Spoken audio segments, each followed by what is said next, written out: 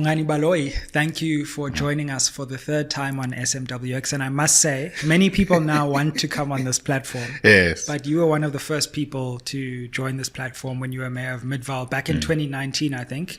We spoke to you when you moved to Action SA, and so we welcome you back as a friend of the show. Thank you so much. I think it's been very interesting watching the show grow to what it is today and seeing 100,000 subscribers. Yeah. May it grow to 1 million and beyond. Thank you very much. Thank you very much. I was going to be naughty and saying siyakwaza, but Kwaza mkhonto, kwaza. you see now. Oh my, this is going to be a good one. You know, before we jump into your decision to go to Mkhonto Sizwe, it has really shaken the politics of our country because of who you are, where you come from, and this decision. A lot is known about when you were in the DA, Action SA, Chiluva, now Mkhonto Sizwe. Take us a bit into your background and what made you interested in politics, and why did you choose this path? Look, I was born not by my choice in Thokoza from two parents, and both sides of the family, the Baloyis and the Khatebes, were politically inclined.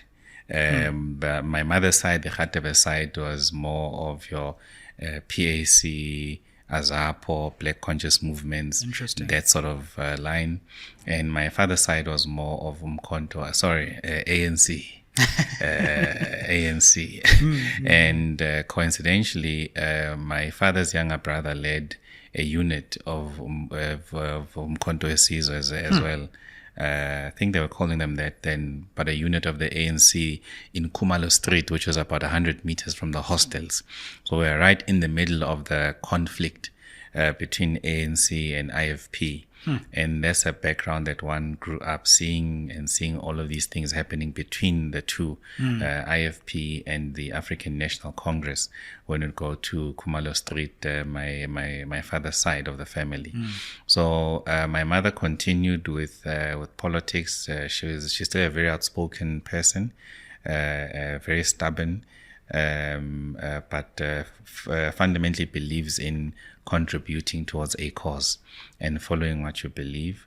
So I think my foundation for politics was shaped by where I was born, which I did not have a choice. It was environment and parents and socialization in that. So I often tell the story, which I was only comfortable to tell it recently, about my first encounter with white people. So they came to Khumalo Street looking for my father's younger brother. That's the first time I saw white people. And it was myself, my grandmother, and one of our cousins was then older cousins. And they were asking for Bafana Baloyi. Where is Bafana Baloyi? But in Afrikaans. And the older cousin was assaulted there.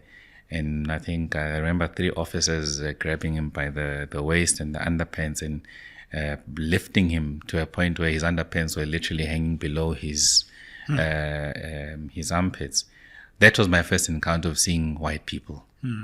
And I think that it's very important because it also to an extent shows one's commitment towards building a South Africa for all, even though this is what you have exposed to. But over a period of time, your commitment is tested because you ask yourself, why is my society the way it is? So for me, I think that's the foundation in my upbringing and my background into politics.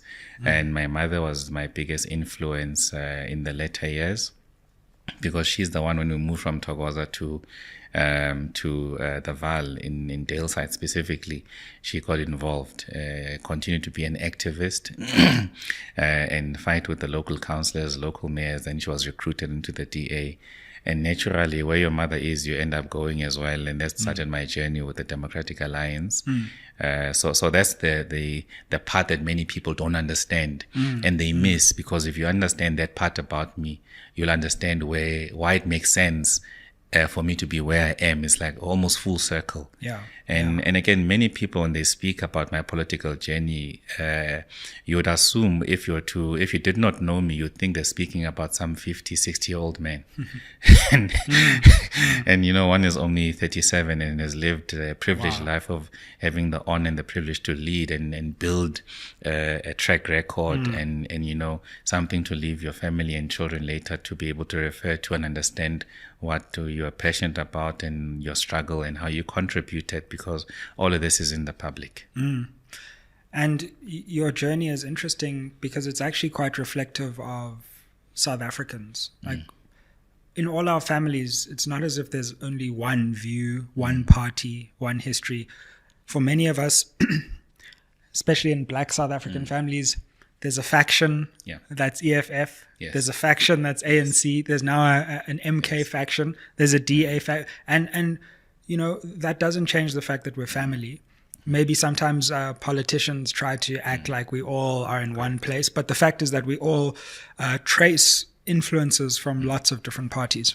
No, absolutely. I mean, initially when we joined the DA, our family did not approve. Really did not approve. And I understood later, and I think I've told the story as well. I'm telling you many stories which are very important for what we are talking about now. So my grandfather used to tell me a story about a Mr. Smith in the East End who would lock them out, remove their staff, who led the town council then, I think the Eastern Services or whatever it was then, and they would forcefully remove people from their homes. And there was this Mr. Smith, whom they really detested. So he would tell me if I were to meet this fellow now, because of how I saw him treat my father, and this is my grandfather telling me that a young man my age treating and speaking to my father, that's my grandfather's father, the way he did, and he would do whatever's necessary. Then time passed, and we're sitting with the Speaker of Cape Town between I think it must have been in 2012, and he was telling a story about when he was a young man and he was part of a municipality in Ekurhuleni, and he was notorious, worked with people there. And at that precise moment, I realized that I am sitting with the very person who my grandfather was describing to me. And he was speaking about his part in a very glowing way of, you know, being part of administration and knows the area, knows the people. So I'm highlighting that to say, never mind the different factions, not factions, but political associations in the family. Some of these political associations have been built through real situations, and that what people have experienced in their lives, and they've taken a view that they will never support or work or endorse a party that works with people of the particular race. So then when you take a decision such as that, you find yourself in an interesting situation. And more so when things go full circle, that you yourself find yourself sitting with a person like that, and you become seriously uncomfortable, which starts, I think for me, that was the moment that started the internal contradiction when I was in the Democratic Alliance, because I could not reconcile how am I with the very same person that did this, sitting in the very same room, in the same party, and purporting to want the same thing. So for me, and remember at that stage I was 23, 24. So a very a young age, and I think for me those moments really started the internal contradictions. But I understood that sometimes political associations is not a thing of just general choice. It's also a product of circumstance. Absolutely. And people pursuing a particular route against a particular struggle. So it's a real thing. So politics is genuinely a real thing, and not what people think that is a nicety or just some famous, just to be famous or sing songs. But it's real. Yeah. Let's come to this momentous decision to join MK Party. Yeah.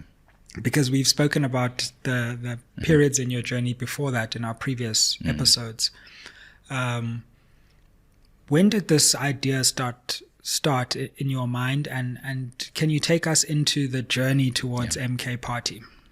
It started December 16, 2023, when an announcement was made And right there, I knew we had a big problem, a really big problem, because of the character it started to take, and how we were fishing in the same pond, and how the groundwork that one had laid just was eroded immediately. And how when we established Shiluba, we were clear that our political ideology is Ubuntu. Now, what made us develop that or agree that it can be a political ideology was when we started to research it and think broadly about it. And the importance of Shiluba and our political ideology was essentially saying to us, we assimilate too much as a people. We leave who we are to accommodate and adapt and assimilate into cultures that are not our own, and therefore losing our value system and losing our essence as a people. So when you reflect on very progressive communities or nations, you see the Chinese will say communism with Chinese characteristics, and that's very important because they adopt and add what makes sense for them. So we just take as is, and we think it's backward and not modern to really build on the basis of who we are as a people. So that journey for me was very important, and this is why there's a deep connection to Mkhonto Wesizwe later. So Amakhosi was an integral part for us, because we are saying, when we speak to Amakhosi, we understand Amakhosi to be the custodians of land. And in a period of time where we can develop a number of things to ensure that ultimately people have access to land and own properties as well. But we fundamentally believe that if we go against assimilation and move towards embracing who we are and getting into a space by not removing who we are as a people, we'll be able to progress. And I think the type of language will change because our languages don't even have economic value. That's why whether you are in the Eastern Cape, in KZN, and you are transacting either in government or in the private sector, you'll speak English because it has economic value. And it's also a reflection of who owns the means of production. And except in the taxi industry, you can't talk English there. Zulu is the main language you must speak in that industry because it reflects the people who are in full control, not to the extent of capital for the trucks and that downstream beneficiation, but at that level where you interface with them, they are. So we're a party that has that view informed by who we are and Ubuntu Betu, and we've also understood why we were schizophrenic when we were in other parties as black people, because at home you are something else, in the workplace you are something else, and that's precisely because we leave who we are and we assimilate. And now when you understand that liberalism taught us that it's an individual first, but when you go back to Ubuntu, umuntu ngabantu, you realize that no, it's community first. Then your community affirms you on the basis of your contribution to the communal table. Then you become an individual who's affirmed. So this leads you towards a different path of crass materialism and consumption and capitalism. And here it's much more conscious because it's my immediate community. How do I benefit my community and be a responsible citizen in my community? So with that fundamental understanding, when we looked at Mkhonto Wesizwe and the language they are speaking, we saw ourselves in this. So without them saying Shiluba, we thought when we listened to President Zuma, he's saying exactly what we are saying to people. So there might be some differences here, there. And at the same time, when you speak to Ubuntu, you speak to the essence of people. When black people hear Mkhonto Wesizwe, you are attaching them in an emotional and psychological way, and in a spiritual connection as well. So many people just see at the surface, but they don't understand how it triggers and how African black people receive this message of Ubuntu and also Mkhonto. These are very powerful things to us, and I argue strongly that the connection is beyond just the physical. It is psychological, emotional, and spiritual connection that exists between people in Mkhonto for various reasons in our past as well, and the fact that Mkhonto has been instrumental in protecting our kingdoms and various kingdoms, and is part of our African heritage and culture. So when June 16 hits and we are looking at it from the socialization as a party, we see ourselves. Now we can't retract because we've started a path, and we felt it's important to be able to cross the line of elections. At the same time, many people are saying consolidate, and we're making the argument, no one has a legitimate basis now to consolidate because it's towards the end of a political mandate for many parties, and new parties do not have a political mandate. Sure. And the third part, in whose interest are these parties for? Who is behind these parties and funding these parties? Now you are saying we must consolidate. And people were putting pressure on us saying we must be part of the progressives, and they saw your rise and bosses as progressive parties. And we thought, but this thing does not make sense, at least to me and our followers. We said, no, we insist that we are going to cross the line. And we are of the view that systematically from ANC majority and the hegemony, you don't go to consolidation immediately. It goes to fragmentation, and fragmentation will be resolved by election outcome, which leads to consolidation. Right. And that's where we find ourselves in. So as this was happening, we were able to keep observing and reflecting on where we were as a party, and then the election results came. And it was, and beyond the election results, but how Umkhonto just finished our campaign in KZN, finished our campaign in Mpumalanga, eroded us in Gauteng, and in Limpopo they did a lot of damage as well. So we were forced to retreat and say, but how do we focus on Gauteng and maximize what we can get in Gauteng? Because we were also not funded by people. I mean, the biggest donation we got was 50,000, and the rest I had to do myself, work a bit and contribute to the party. So elections come, and we can see the big result and how MK fundamentally changed the material environment of our body politics. There's no party in a democratic era that has gone from a zero basis in 5 months and taken 45% of KwaZulu-Natal, one of the most populous provinces in our country. And never mind the fact that there's a contested election result at this stage, but if we accept what is as the true reflection for now, it still makes a point that people see this as a credible alternative. So for us, when we observe that and we ask ourselves the question, can we see ourselves existing as a political party when such an environment has changed, when there's a result of the elections we did not perform well, whether there's objective or subjective reasons or justification does not make, is neither here or not there. The bottom line is that these are the numbers we have. So do we continue? If we continue, what do we need to be able to make a sustainable growth and impact? Can we do that elsewhere? Because now we see there's been a change, and we then decided we don't believe we can make a sustainable growth and impact in politics as a single political party. Then the second part is, can we find a suitor where we believe we can exist and be able to continue with this mission? And ultimately, it's about the full liberation of black people and economic emancipation. Because if you reflect on the situation today, it does not make sense that people are in the economic margins, black people in the economic margins, and yet it's a democracy, a government of majority. Well, not now, pre-GNU, but for 30 years, it was the case. So for us, it did not make any sense. So then we did our due diligence and tried to understand beyond this attachment already that we have with the party. And we share the similar outlook of what the problems might be as well. So when we defined land as Shiluba, we said land is 3 things. What is beneath, which is the minerals, what is on top, and the laws that govern what is beneath and on top. And they say Roman Dutch law. And we say, but that's exactly the same thing we are saying about our minerals and about our land as well, and the laws. And we believe the laws must reflect where you are. And we firmly believe that this traditional courts bill, as an example, is something that has been dragged in for so long and is creating uncertainty. Has not been assented to by the president. I'm not quite sure where it stands now. But in a democracy where there's lots of people who relate very well to that structure of traditional authority, it does not make sense.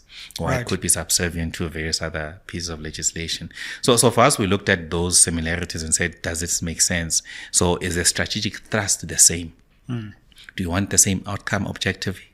Correct. Strategic thrust, the same. Programs and how we respond how do we see the problems and define the problems as both parties? We see the same. And the solutions, there's some minor differences here, there, but it's not the biggest thing. Once there's a strategic thrust and the objective is the same, with how you respond, you can make concessions with how you respond. So we were then very comfortable to start a journey.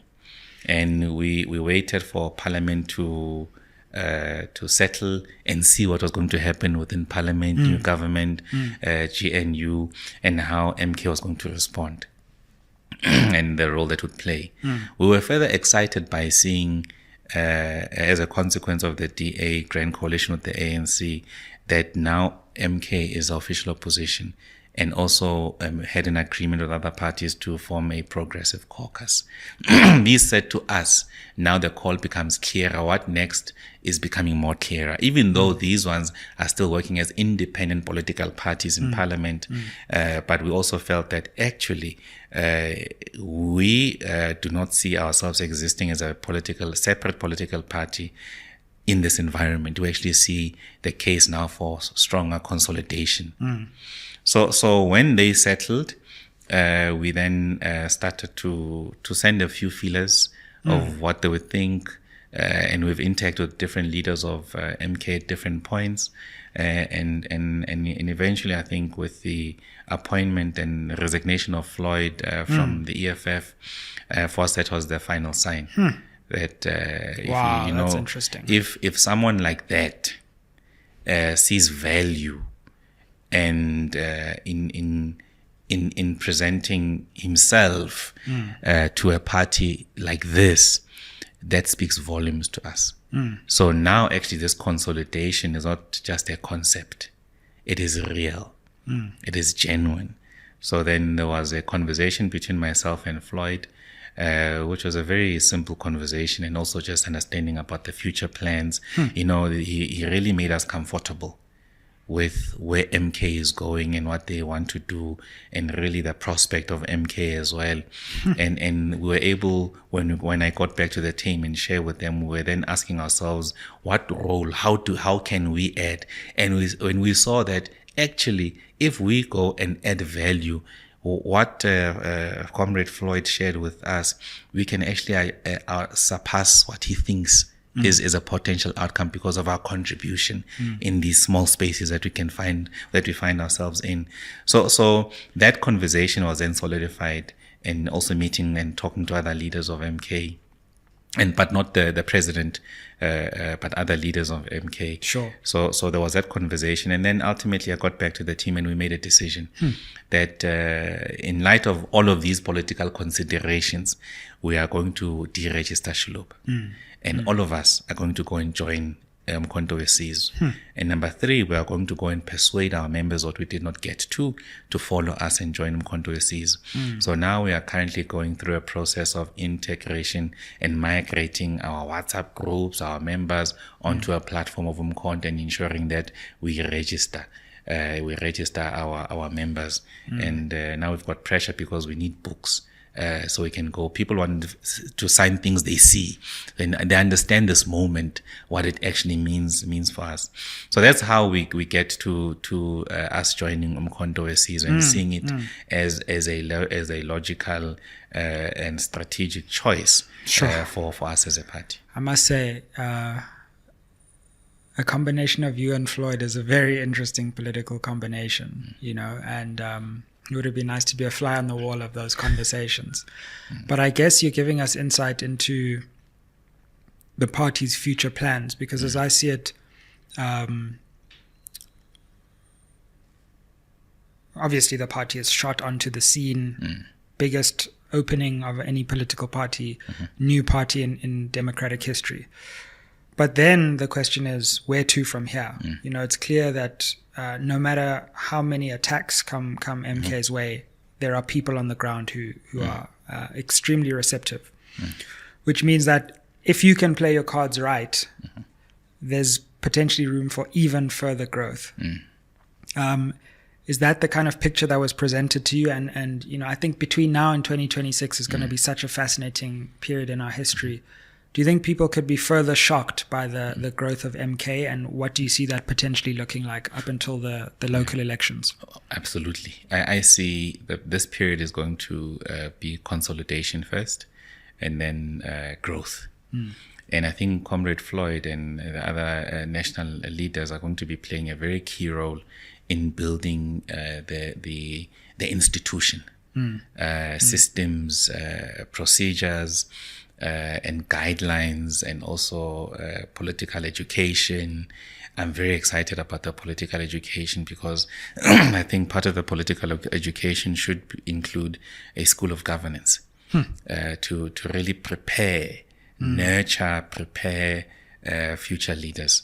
And we must take something like local government extremely seriously, because this is a cold face of service delivery. So we should really consider strongly how we get quality individuals to be able to go to be deployed at local municipalities and lead. In 2026, I do not see any government in Gauteng putting together a government without MK being part of it in one shape or form.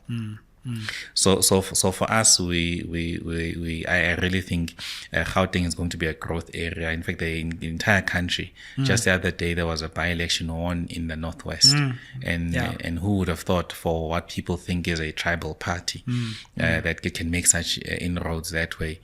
And my observation in just the few hours I've been in MK, and we're also engaging members the other day after the press conference, going to campaign with them, is I see people who are giving everything of themselves, including the resources that they have, minimal resources. When someone who's got nothing gives you that nothing that they have, makes a big impact, and that commitment. I have not seen the type of passion and the type of commitment that I see in the eyes of ordinary members who are hopeful and resolute, and who are clear that victory is close. This liberation we are speaking about, there's a common understandable vision amongst younger people there, and I discovered that all of them understand and know, as a matter of fact, that this generation is going to be the one that liberates our people.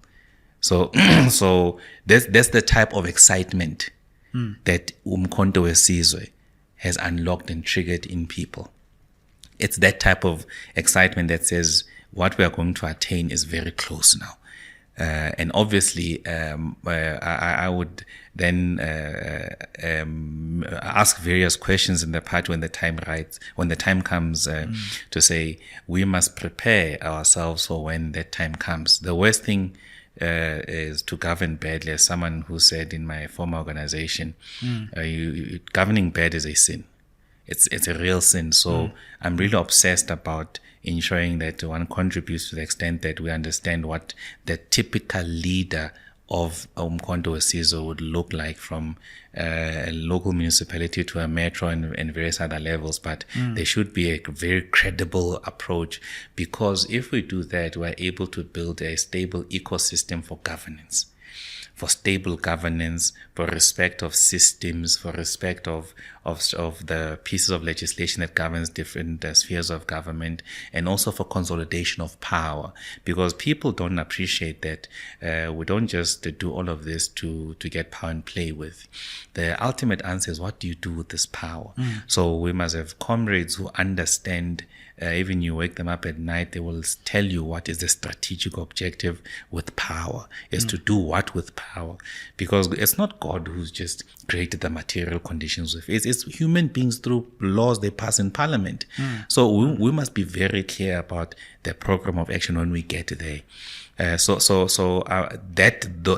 side of things excites me. I really think one will play a great role in that type of approach, because if we don't find a way of creating future leaders, then the future of the party is gone.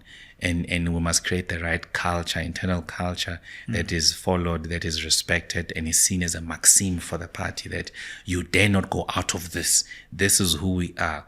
because the worst thing we can do is where we govern like the ANC and old habits come. Absolutely. So there must be a clear differentiation around governance, which and it must be able to deal with the needs of the people on the ground. Fam, I just wanted to interrupt this episode to let you know the 4 ways you can help SMWX. Way number 1, you can invite me to speak at your institution or company. Way number 2, you can advertise on this channel. Way number 3, you can become a member of this channel. The link to the membership is down below. And number 4, you can buy merch, that's books or hoodies. Now let's get back to the episode. All our contact details are in the description box below. So, I'm also interested in your views because you're actually rare to the extent that you know many sides of South African politics. You know how the DA works. You know how other parties outside the DA like Action SA work. You also now know how MK works and also... Not yet. Well, yeah. Better than many. What did you make of the GNU, the multi-party coalition? What did you make of it and what do you make of it? And to what extent do you think it has the capacity to be coherent? Because if it is coherent and it does deliver, then that may inspire confidence in people to vote for the ANC and the DA. Of course, if it fails, then both of them will be at risk. So what's your view of this decision, and how do you react to this unprecedented collaboration between two parties that really said they would never work together? You see, Helen Zille spoke about this moment early on in Cyril's tenure, and when she was saying how they would behave under this environment. So it suggests to me it was not just a figment of her own imagination. It suggests to me that there was a plan to get to this point. So the plan effectively is that you create a situation and also assisted by the ANC's own inefficiency and inability to govern, that you affect and manipulate public discourse and perceptions around many things as well, and you create a PR machinery around an individual and also some of the problems around the country. So it becomes this individual is not part of this, he's a savior of sorts of things. And when she was saying this at that particular time, I also observed an interesting thing. I'm not sure whether Musi agrees with me or not, but when he asked that question about not Phala, but Bosasa, he actually compromised a project that he was not aware of, a project by DA funders, a project that I believe Helen Zille was part of, to compromise Cyril Ramaphosa. So directly, because there was a view that Cyril is better than. So if it's Cyril, it's better. I don't know what informs such a thing. And now we are left to reflect on these things and try and connect the dots, as someone who once said in that line. So I'm starting there to suggest strongly that it is not a mistake. It was something that was carefully coordinated, carefully planned. So to pull off such a thing, it requires serious influence and money. It also means that there are people who've got interest in our country for one reason or the other, who will ensure that within the various political parties, those who are seen as progressives and those who are seen to be pushing hard on transformation and protecting the country and acting in the interest of the country will be pushed aside, and we will hate them. There will be propaganda deployed on them, and we will hate them. And precisely to get to a situation where the DA protects its base, gets its base, and in protecting its base, they had to also neutralize Action SA in a very skillful arrangement to do so, because Action SA was growing more when it was fighting in Democratic Alliance and had taken a public posture to do that. But the moment they toned down and they locked them in an agreement, it all dissipated. So the next part now is the role players, is also the markets, the capital markets, and obviously the most important role player, the South African rand.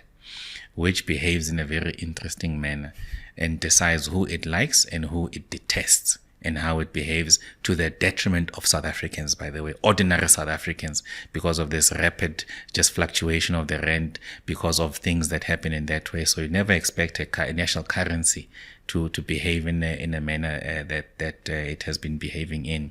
So when it happened, I was able to then look back and say, it makes sense what Ms. Zille said there, and in a way, and how things have been happening, a sequence of events to get to the stage where we are in. So it is an arrangement of capital that is led by capital, obviously, and look at who has been funding these political parties and their behavior. Look at also how some parties were funded at a stage which was crucial in KZN, when they saw that KZN MK was actually making ground, and they to neutralize KZN. So IFP in the same period gets about 10 million rands. And I look at it that way, that it was directly to try and neutralize what was happening in KZN, because then it would limit their ability to be a member of significance in whatever outcome that would be. Now, when the outcome comes, we've seen how it played out when there's an agreement and some agree, have the same different interpretation of the same documents. Some cannot even quote those documents that they agreed to. And just the other day, you had a guest here who was telling us about the inner workings of how such an agreement was dealt with within the alliance, or not even dealt with in the alliance. So you could tell that this was rammed through because of an arrangement. And it says to me that ultimately politics is not an outcome of luck. More so for those who want to keep us subjugated. It's something that they carefully look at and plan and identify individuals and corrupt individuals and ensure that individuals are pro-capital. Now, capital in this case has behaved in a manner that has really bastardized our revolution and really co-opted leaders that we think we trust in pursuance of a very short-term goal, which is self-preservation and just living a comfortable life as a leader at the expense of the people. So I would characterize the government of government of so-called national unity as what Helen Zille said. Again, I go back to her. It's a grand coalition between them and the ANC. However way the ANC is uncomfortable with that, but they must know they are part of the grand coalition. I mean, the history this time has presented us with very historic pictures. Just the other day, we're seeing Dean McPherson and John Steenhuisen shaking Xi Jinping's hands like schoolboys. You know, and those images you never thought you would ever see in our lifetime. And that's the reality. And now you see how they have nestled comfortably in the bosom of our blue lights and government trappings. It's been amazing to me the way that criticism from at least that quarter of South African politics and society. I have to hand it to President Ramaphosa because he realized if I can co-opt that segment in, the media will go quiet in large measure. But also the DA will go quiet. But you see, we also assume because people are white, they don't love power and their trappings. We think it's a black thing. So they are enjoying it. They are very comfortable in it. They are enjoying it, and I think it's an experience for them. So we must not, when we see human beings, we must see human beings and not say because they are white they are less corrupt. They don't love these things. No. They are equally in it and enjoying this ride. And to answer your question, whether it will be coherent, the market will ensure coherence. And the trappings of power will ensure coherence. Because now when people speak, it won't be out of principle. It will be about self-preservation and sustaining this. So it means naturally there will be easy concessions. Because the fundamental question will be about how do we preserve this? And it will introduce an interesting topic which people call pragmatism.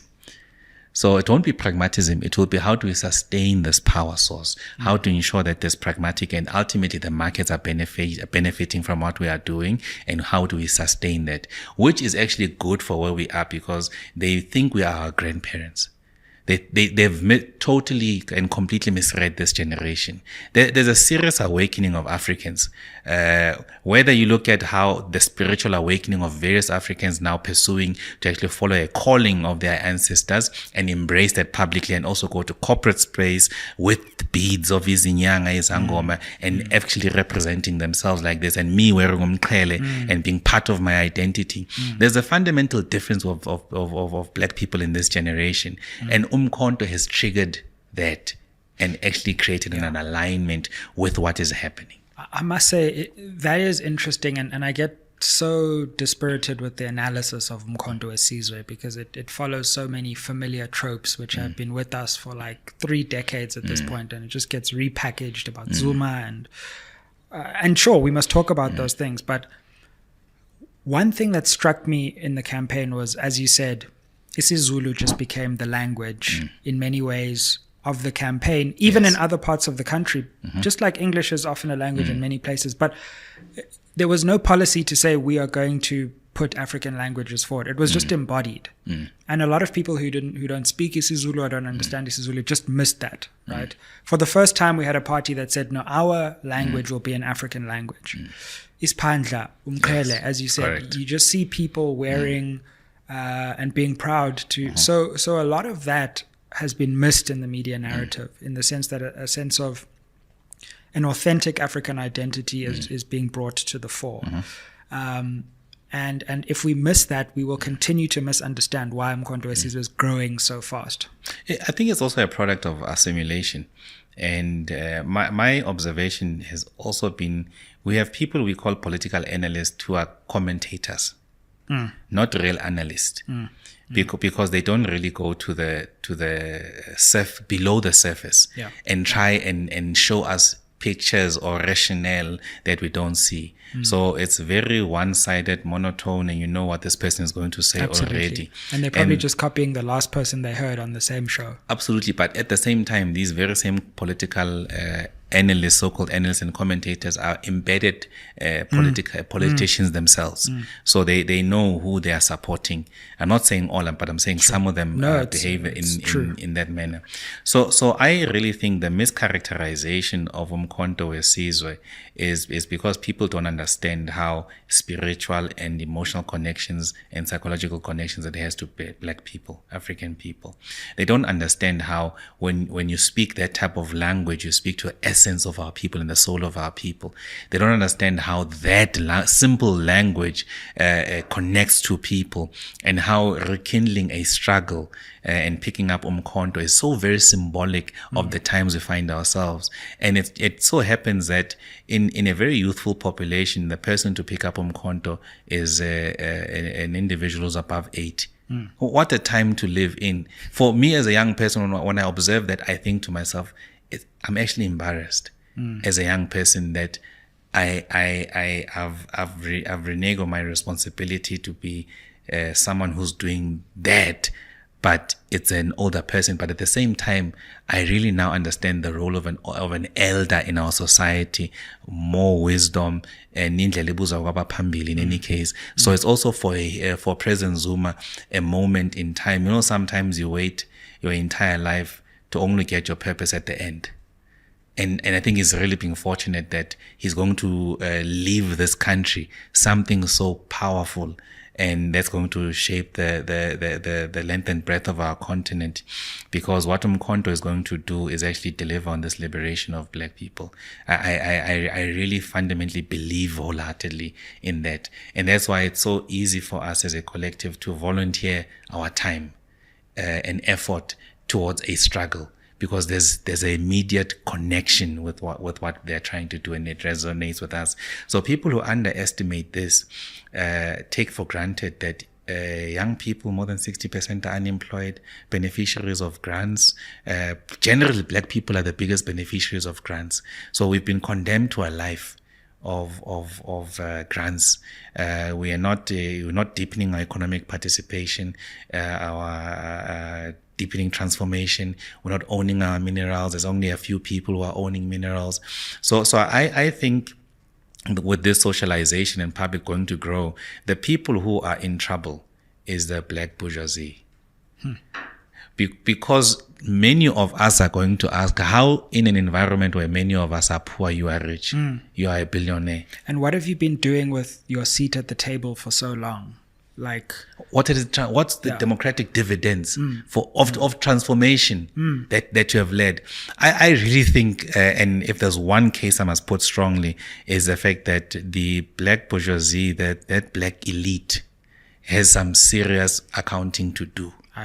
Because they've been co-opted and collaborating and enjoying the status quo for their benefit.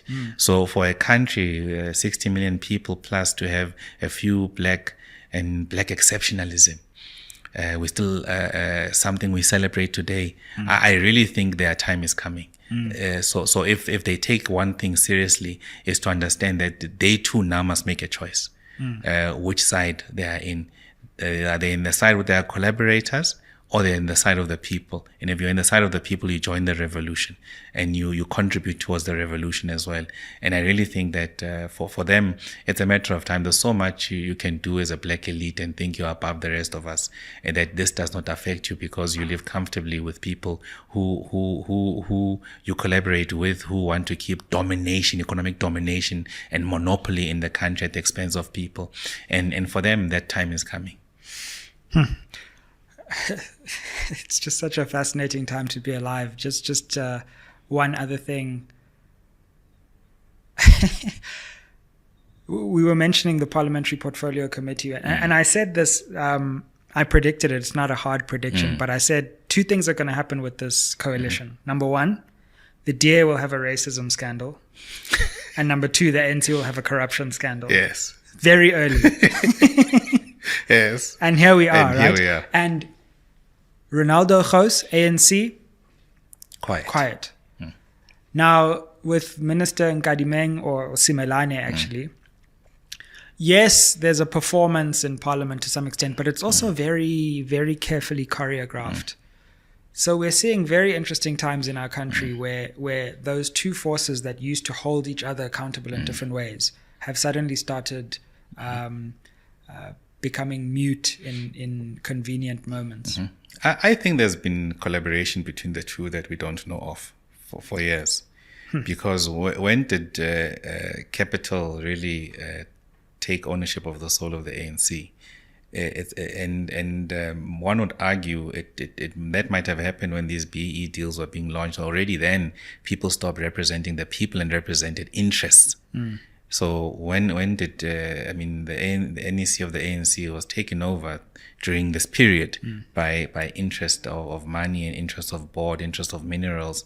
So now we actually get to see it. It's not hidden any longer. So the material reality we find ourselves in today has actually now put it to the fore for all of us to see that they are very comfortable. They are comrades, these people, very comfortable with each other.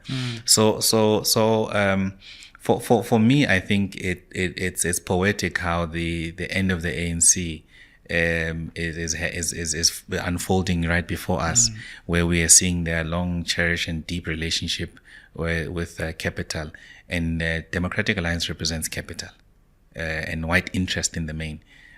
So we just find ourselves there when we thought we could take over the party and turn it. But we lost that battle in a very big way. But nonetheless, we are where we are now, and I genuinely believe that the path for us has been laid, and there's a credible alternative that has a legitimate right to lead the project of consolidation. And my hopes for the future is a conversation before it's too late, that we all need to come together. We are stronger together, and hopefully the leadership will at a particular stage consider how we get all of us, those who are in parliament, to say, guys, we are almost there. And I think observing President Zuma, I think it's something he might be onto, my own basic observation, but we actually need each other more than ever now to be able to consolidate most of forces of the left that follow a radical agenda towards attaining full and final liberation and economic emancipation of our people. I mean, we're a beautiful country with beautiful people, unlimited natural resources, and we don't deserve to live in a country where people are in abject poverty like this.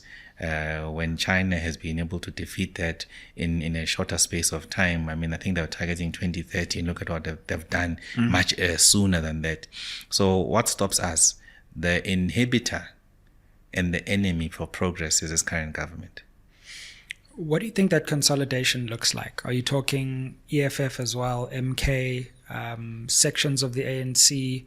Are you talking maybe the ANC itself coming back to itself, and then maybe bringing all of these back into the ANC, or maybe a new formation that is all of these things at once? What do you see the consolidation looking like, or what would the ideal consolidation look like to you? Look, if I follow what the leaders in parliament have done, I see that grouping at some stage coming together and asking a very important question. How do we consolidate? As individuals and individual parties, we might not be strong enough to pursue this objective, but if we come together, and that's going to be tricky to have that conversation. So my point of departure is to look at that situation and say, what is a natural progression of that situation, that in a way that it makes sense. And in my mind, I think it's all of us coming together. It would be the most ideal to present a unified bloc under one umbrella. Sure, but, that thing would be big. I mean, that would already be bigger than the DA, just adding the numbers together right now. Absolutely. And I really think such a bloc would be able to force a different conversation about the trajectory and path of our country before it even takes power. You know, I just think now, so you've got the DA plus, let's say, on like 25, you've got the ANC on like 35, you know, and then you would have another 25 roughly with this block. But of those different blocks, there's only one that's really growing. One's falling, another one's staying still, and this one is growing. And so when we get to 2029, for example, you could be talking that this block is either rivaling the ANC block in the center or threatening to surpass it, which completely changes the calculus. I think it will surpass it in 2029. Sure. And I think we must prepare, the ANC must prepare to be observers in many municipalities. And one thing about them is once they lose power, they can't respond decisively to how do we get the trust of our people again, because they also will be stifled from resources, which is something they chase before delivery. So I really think 2026 will lay a solid foundation for Umkhonto Sizwe to sustain and to firstly defend its gains and then grow. And I think what we have seen is that the growth of Umkhonto Sizwe means the decline of the ANC in a very material way. And beyond that, there's also should be a consideration about what do we do with the DA's growth, and more so in black areas. And now there's an alternative. So I really think that the black base of the Democratic Alliance would have a stiffer competition in options and alternatives, because now there's a real alternatives. And remember, our black members in the DA live in townships. This is where real conversations are happening around Umkhonto. And how people are associating with Umkhonto. And you see, I mean, the people are so proud to associate with Umkhonto. You see even taxis donning lanterns of Umkhonto Sizwe from one event they've gone to and keeping it for visibility so people are clear where they stand. So I think the ANC must brace themselves for a serious reduction in the electoral fortunes. Sure, further reduction. But now look at who is leading.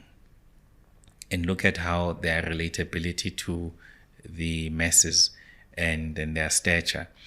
Cyril Ramaphosa beyond the next 2-3 years will be a non-entity. 5 years time will be a non-entity. There'll be another person there who must grapple. So after they've cannibalized themselves in an internal conference, then they must try and consolidate. And as they cannibalize, they forget that they're also part of, there's a DA in government that will try and utilize those positions for its benefit and consolidation of their markets. But at the same time, there's an external threat that as they are cannibalizing is eating into their base. So by the time they lift their head, they'll realize that they are no longer in control. They're about to hand over power.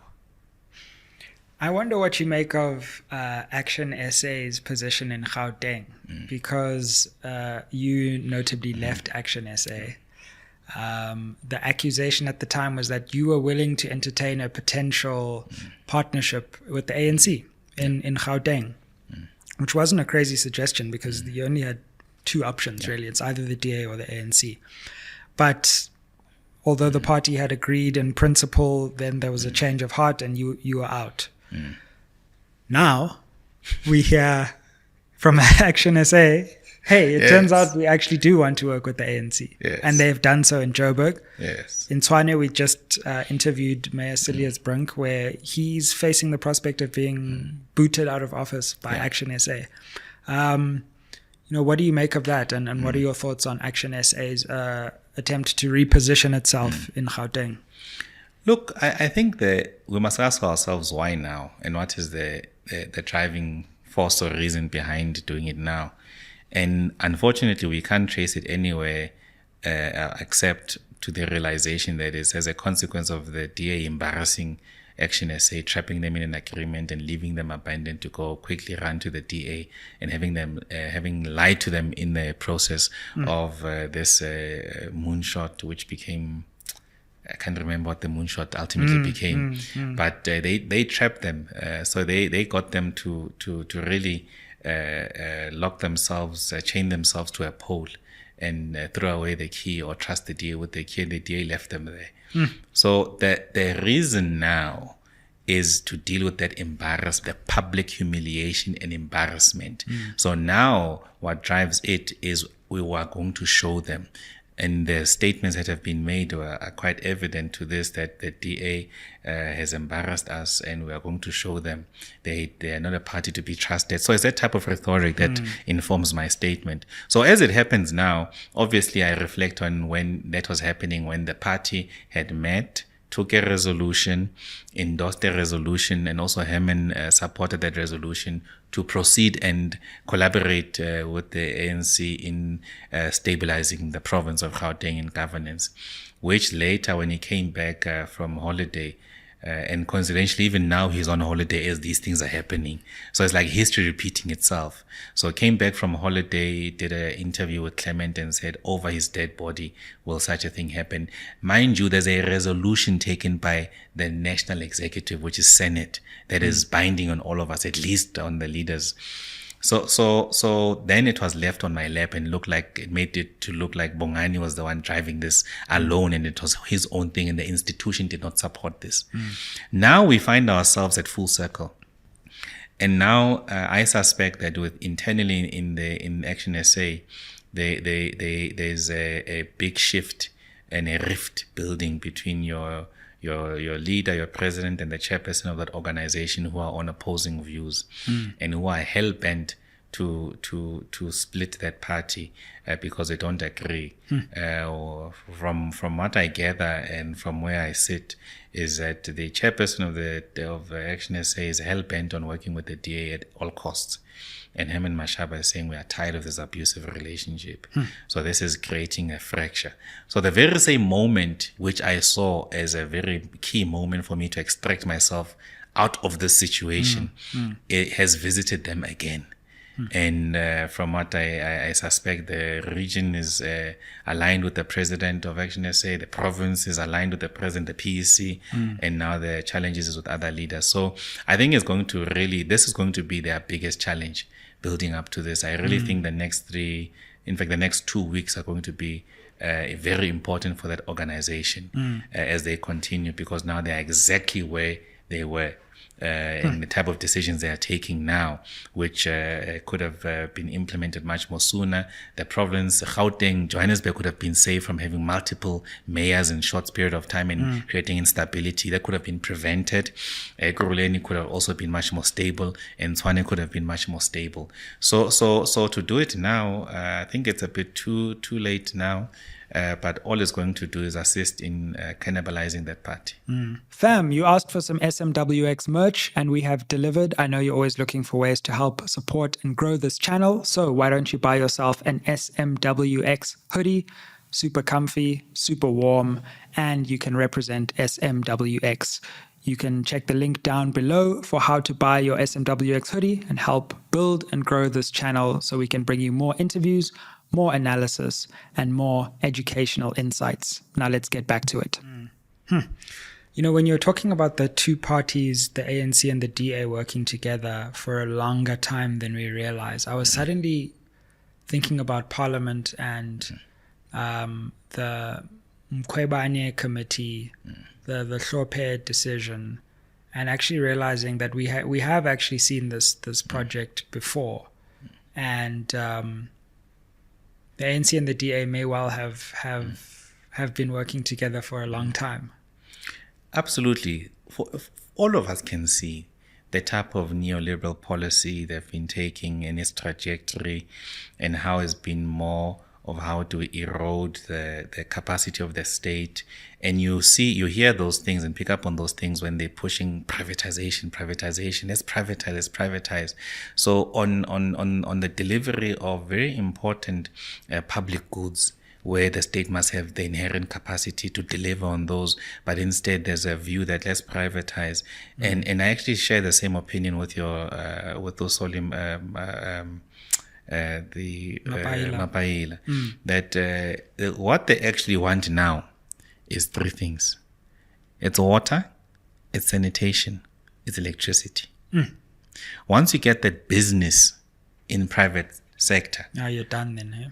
you have captured the full state. That's true state capture. Absolutely, because those are perpetual deliveries. I mean, perpetual services must be delivered. And you know the demand is always there. It's always there, and you get to privatize on that demand. So there's been a systematic erosion of the capacity of state. And look at the subsequent sectors that benefit. Let's look at the erosion of the police. Look at security industry and who leaves to form those security companies and how they play a role, and how they've got more capacity for intelligence than the police and more equipment. Now look at public education and look at who has been the beneficiary of public education collapse have been your curos. Look at the stock market and how they perform and how they've been investing. So you see those things that become apparent. And look at what this fellow almost crippled Eskom, who News24 thought he's the best thing. Absolutely. I wonder where he is now. I think he's run away overseas. Director. Really crippled, brought it to its knees. And now the same organization is trying to build it back to its knees by doing the same things that we should have done, which he was decommissioning plants and pushing a green agenda to our detriment. And many of us even ended up buying small generators. And now what? Yeah, exactly. Where do we return them to now? So I think those dynamics have been there, but we must understand what is at stake. And at stake now is actually to take to control full government and its delivery of public goods. Yeah. The DA. You've got Ronaldo Gous on one side. I don't know what is taking so long with this investigation. You've got the appointment of people like Roman Kabanak from nowhere right into chief of staff. And then you've also got a leadership election looming somewhere in the distance. I think it's something like every 3 years. So that would take us to 2026 or so, Correct. Which is an important year, just before the local election. It seems to me like the DA, or at least one part of the DA, is like, you know what, this is our opportunity. We're going to fully now just drive an agenda no matter what. But I wonder if there could be a backlash to that within the DA. Having been within the party, how do you analyze where the DA is and where it's going under the leadership of Steenhuisen? and whether this GNU decision will consolidate his leadership or maybe lead to a twist and a turn. Sure. Hey, EDA, Isafani. When I look at them these days, I don't recognize them. I'm trying to understand and see the strategic thrust. And sure, they've consolidated the white base. And again, I think that they were clever with how they tried to neutralize Freedom Front and keeping them closer. So what they did to Action SA, they did to Freedom Front as well, and kept them closer. Which has created big problems, and more so now in coalitions, they may also particularly play an angle to their majority voters, which is white people, that they are the best option to keep this country going, and therefore consolidate them along that. In any case, the DA sees the voting market as traditional and non-traditional. Traditional voters are white people, and non-traditional voters are black people. So this is the internal language they use. So when they look at their non-traditional voters, they know that they might need to retreat or get maybe 3-4%, and that keeps them around the 20% mark, 24-23%, and that's all that they might need. And it might be a clever position, but they plan that scenario, or they plan the eventuality without thinking there would be Umkhonto Wesizwe, which is now really torn up that plan that was there, that would be perpetually involved in a government or with the African National Congress led by Cyril Ramaphosa. And they would also work with those they saw as progressives in the ANC. Helen would use that language, there are progressives in the ANC. Now I understand those progressives to be the faction of capital, the capital faction, capitalist in the ANC. So with the DA, I don't see any leadership challenges. I see the same people being re-elected, and the angle will be to suggest to the Africans that they have kept this thing together and rescued us, and play that card. They might eat into the AfriForum's base if AfriForums have not behaved differently. But with what I'm seeing at local government, they've taken a position that the DA is an enemy, and they're dealing decisively with them by voting out their mayors and also getting mayorship positions as well. Yeah. So Freedom Front, that is. Correct. Yeah. The Freedom Front. Apologies. So with them, I don't see more moves beyond that. But what will be very interesting for me is how they deal with the trappings of power. Absolutely. So the trappings of power will be quite key. Suddenly, Phala is not such a big thing. Correct. VBS is worse. Correct. But now there's a minister anyway. Yes. But in any case, they don't have as a point of reference leading a national government and your structures decisively nationally. That reference, it's only at the provincial level. But there was a separation. The premier was not the head of the DA in the province. It was an MEC or somebody else. So now you have a person who is a minister leading the party campaign. What does the party campaign become? How do they campaign with the ANC? What message will they say? This is our achievements. So they will individualize achievements that some people have worked for, the collective have really worked for. So it will also lead to a stage where the ministers are outshining each other, or they attempt to outshine each other by being out there and individualizing departments and leadership. I think the consequence of that is that people will be forced to work and do basic things. So that at least basic things will deliver. But on the substantive transformation issues, that will be the key ground for negotiation and compromise. One thing as we close that I is occupying my mind right now is I was looking at the election turnout and noticing the differential between white voters and black voters. And I think black voter turnout was 55, whereas white voter turnout was in the 70s. So what we have is a situation which is fascinating to me given our history and how much we invested as a country in the right to vote. Correct. Right. Blood, sweat, and tears was invested into black people being able to vote, and yet once we have the choice to vote, black people are not voting, or at least only 55% of those registered, let alone whether you register or not. And it seems to me that until we can fix the registration picture in the country, there's going to be a disproportionate racial skewing of actual democratic outcomes. because of the turnout differential. I wonder what your thoughts are on that, because if that consolidated block that you speak of can change turnout patterns, that then also obviously impacts on outcomes.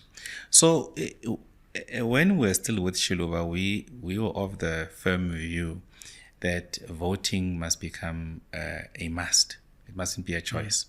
It's your civic duty to go and vote.